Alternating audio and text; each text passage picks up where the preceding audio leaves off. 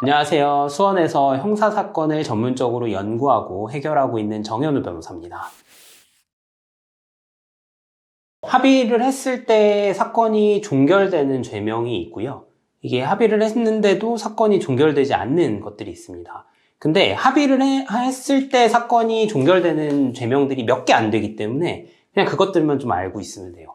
네, 대표적으로는 모욕죄, 그리고 명예훼손죄, 그리고 우리가 흔히 사이버 명예훼손죄라고 얘기를 하는 정보통신망법 위반, 이런 것들이 있습니다. 그리고 단순 폭행하고 단순 협박죄, 이런 애들은 이제 당사자와 피해자와 합의를 하게 되면은 수사기관이 가해자를 처벌할 수 있는 처벌권이 없어요. 그렇기 때문에 사건이 그냥 자연스럽게 종결이 되는 것이고요.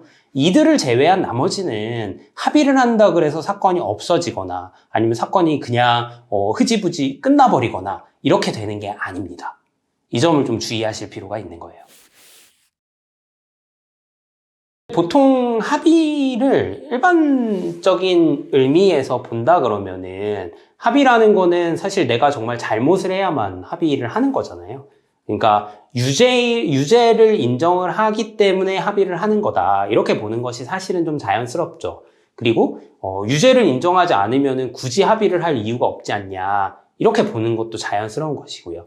이거는 뭐 일반인이나 수사기관이나 다르게 볼 것은 아니고, 네, 보편적인 관점에서 합의의 의미를 이해하면 되지 않을까 그렇게 생각을 합니다. 나는 잘못하지 않았어. 나는 무죄를 다퉈야 돼. 나 너무 억울해. 라고 얘기를 하면서 그러면서 피해자에게 하지만 합의를 좀 해줬으면 좋겠습니다. 라고 얘기하는 것은 내가 하고 있는 행동과 말이 사실은 조금 맞지 않는, 결이 맞지 않는 측면이 좀 있죠. 근데 무조건 그런 것은 아니겠지만 합의를 한다고 하면은 기본적으로 유죄를 인정하는 과정에서 합의를 하는 경우들이 많이 있기 때문에 이 합의를 어느 타이밍에 그리고 어떻게 얘기를 해서 합의를 할 것이냐, 그리고 합의를 해도 되는 것이냐 아니면은 이 사건은 합의를 하지 않아야 되는 사건인 것이냐 라는 부분들은 좀 전문가와 상의를 해볼 필요가 있습니다.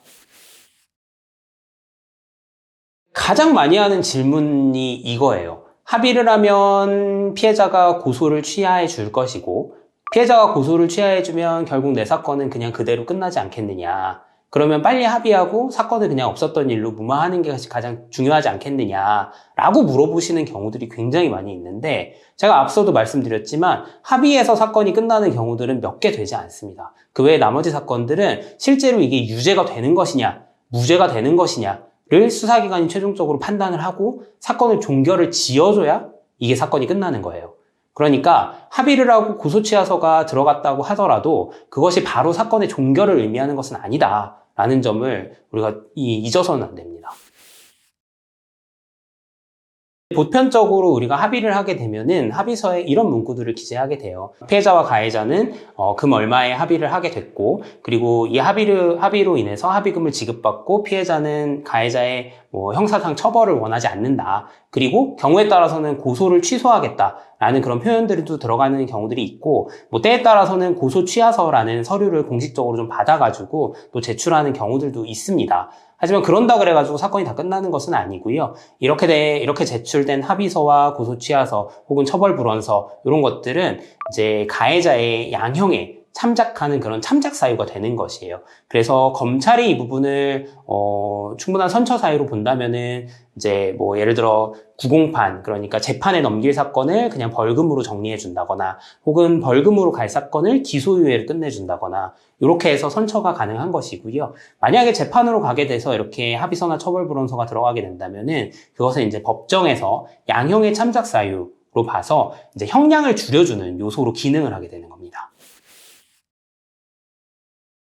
특히 유죄가 인정되는 형사사건에서 제일 중요한 부분은 합의라고 말씀을 드릴 수가 있어요. 합의서의 제출이 결국 양형요소 중에서는 가장 중요한 평가 요소로 작동을 하게 되는 것인데, 근데 경우에 따라서는 합의가 안 되는 경우가 있죠. 피해자의 인적사항을 알지 못해서, 그래서 연락처를 알지 못해서 합의의 시도조차 하지 못하는 경우들도 있을 수 있고요. 아니면 그게 아니면은 피해자가 합의를 거절하는 경우, 이런 경우들도 있을 수가 있습니다.